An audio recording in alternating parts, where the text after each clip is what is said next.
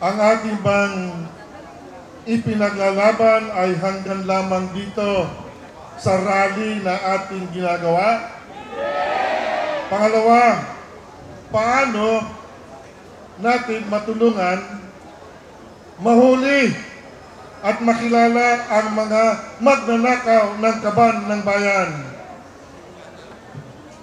Noong nakaraang Oktubre, nilagdaan ng DPWH at ng Catholic Bishops' Conference of the Philippines sa pamamagitan ng Caritas Philippines ang isang mahalagang kasunduan upang magtulungan sa monitoring at assessment ng mga flood control at iba pang infrastructure projects ng pamahalaan.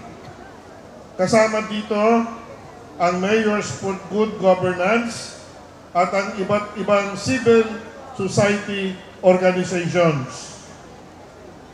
Magsisimula ang isang malaking inisyatibo at kayo ay inaanyayahan namin na makilahok, lalo na ang ating mga engineers at mga technical experts. Narinig din natin kanina ang masiklang pakikisa ng 86 dioceses mula sa buong bansa. Sila rin ang magiging katuwang natin sa pagpapatupad ng people's participation sa project na ito between the DPWH, Caritas Philippines, at ng civil society organization. Sa katunayan, maaari po kayong mag-sign up,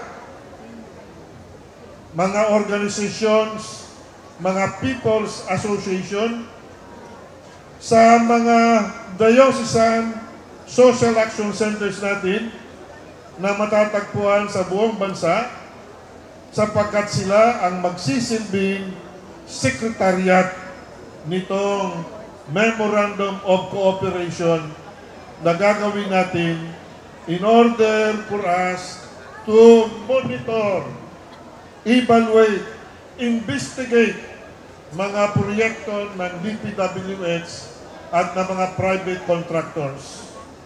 Ito po ay isa lamang sa ating araw-araw na pagkilos. May iba pa tayong ilulunsad tulad ng isang nationwide civic education program para sa lahat,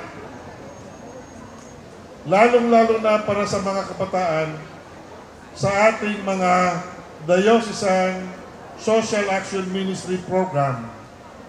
At kagaya po ng nabanggit ng ating mabuting Kardinal Virgilio David, maghahanda rin po tayo sa isang higit na malawak na mobilization upang ipagdiwang ang 40th anniversary ng People Power ngayong February 2026. Pagdiriwang na magpapatuloy ng pagbabalik ng kapangyarihan sa lahat ng ating mga mamamayan. Marami pa po tayong magagawa kung tayo ay nagkakaisa. Ngunit ang ating sigaw at patuloy nating tatahakin sa susunod na maraming mga buwan at taon. Ilantad ang katotohanan, ibalik ang ninakaw, ipakulong ang mga kurakot, igalang ang konstitusyon, at higit sa lahat, mabuhay ang sambayanang Pilipino. Mabuhay!